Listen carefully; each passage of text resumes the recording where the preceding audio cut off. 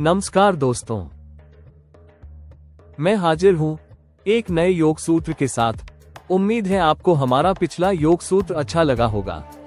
हमने पिछले सूत्र में योग की प्री क्वालिफिकेशंस तथा योग साधना शुरू करने के लिए आवश्यक अनुशासन के बारे में बात की थी।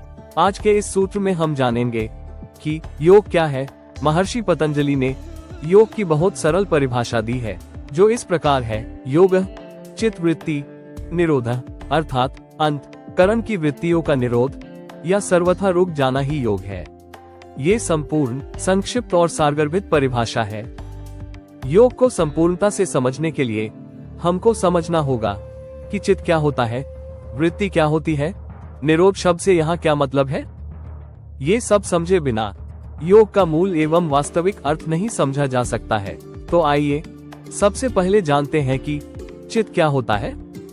सरल शब्दों में कहें तो चित्त का अर्थ होता है जहां हमारे विचार जन्मते हैं, बनते हैं और जमे रहते हैं। संस्कारों के रूप में चित्त 5 प्रकार के होते हैं।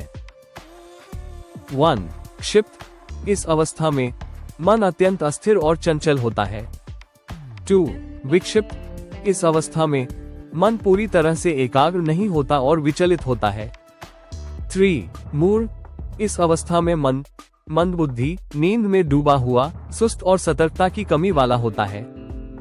4. एकाग्र, यह मन की एकाग्र या केंद्रित अवस्था है जो योग के लिए उपयुक्त होती है।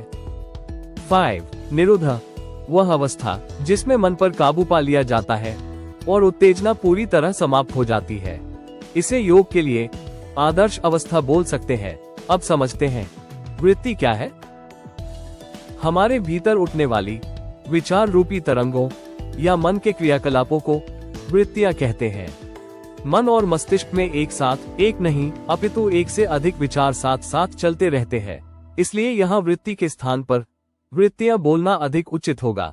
चूंकि आगे के सूत्रों में हम वृत्तियों के विषय में विस्तृत चर्चा करेंगे, इसलिए अभी इतना ही समझ लेते हैं कि हमारे भीतर उठने वाली विचार रूपी तरंगों या मन के क्रियाकलापों को वृत्तियां कहते हैं। अब सूत्र का अंतिम एवं महत्वपूर्ण भाग आता है और वह है निरोध, जिसे ठीक से समझे बिना योग को पूर्ण रूप में समझना संभव ही नहीं है। अभी तक योग के संदर्भ में हम यह मानते हैं कि निरोध का अर्थ है रोक देना, अर्थात चित्त की वृत्तियों को रोक देना योग कहलाता है। परंतु ये पूर्ण सत्य नहीं है। यदि चित्तवृत्तियों को रोकने के लिए प्रयत्न करना पड़ रहा है तो योग अभी भी पूर्ण रूप से घटा नहीं है। योग तो वह स्थिति है जब वृत्तियां अपने आप रुक जाए बिना किसी प्रयत्न के, और तभी योग सही अर्थों में घटित होता है। यहाँ हमको ध्यान देना होगा कि योग की वह आदर्श स्थिति जब चित्त वृत्तियां अपने आप रुक जाए केवल चित्त की एकाग्र एवं निरुद्ध अवस्था में ही संभव है। यहाँ ध्यान देने वाली बात यह है कि हमको चित्त वृत्तियों को रोकना नहीं है, बल्कि योगाभ्यास के प्रभाव से ये स्वतः ही रुक जाती है और साधक परम शांति और सुख का अनुभव करने लगता है। लेकिन इस स्थिति को प्राप्त करना आसान नहीं होगा। ये स्थिति बिना प्रयत्न के नहीं आएगी। इसके लिए निरंतर अभ्यास करना पड़ेगा। फलस्वरूप प्रयत्न धीरे धीरे सहज प्रयत्न में बदलता जाता है और धीरे धीरे वह चित्त को निरोध अर्थात स्वयं रुक जाने की स्थिति में ले जाता है। फिर बिना प्रयत्न भान, अहंकार और कर्तृत्व के भाव से मुक्त योगाभ्यासी निरुद्ध अवस्था को प्राप्त हो जाता है। परंतु ये संभव कैसे होगा, इसके संदर्भ में मैं अपने कुछ अनुभव और सुझाव आपके साथ शेयर करता हूँ। चित्त वृत्तियों को रोकने तथा मन को एकाग्र और निरुद्ध अवस्था में लाने के लिए कुछ सरल तरीके अपनाए जा सकते हैं। इसके लिए सबसे पहले अपने नेत्र बंद करके ध्यान की मुद्रा में किसी एकांत और शांत स्थान पे बैठ जाएं।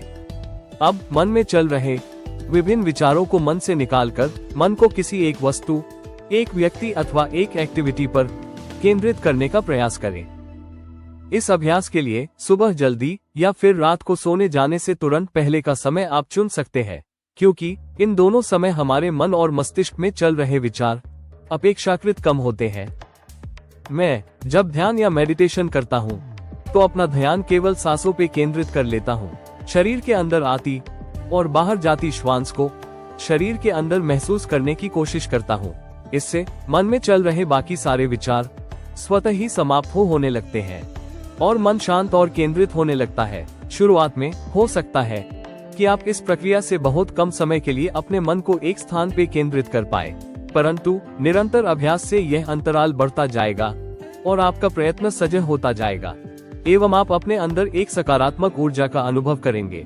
इसी स्थिति को महर्षि पतंजलि ने योग कहा है और योग को ही समाधान कहा है। मेरा आप सभी से निवेदन है कि आप इस प्रक्रिया को अपनाकर मेडिटेशन की शुरुआत करें और अपने अनुभव मेरे साथ शेयर करें। धन्यवाद दोस्तों, मिलते हैं नए सूत्र के साथ। सबसे पहले योग सूत्रों को देखने के लिए इस चैनल को सब्सक्राइब करें और वीडियो को लाइक करें।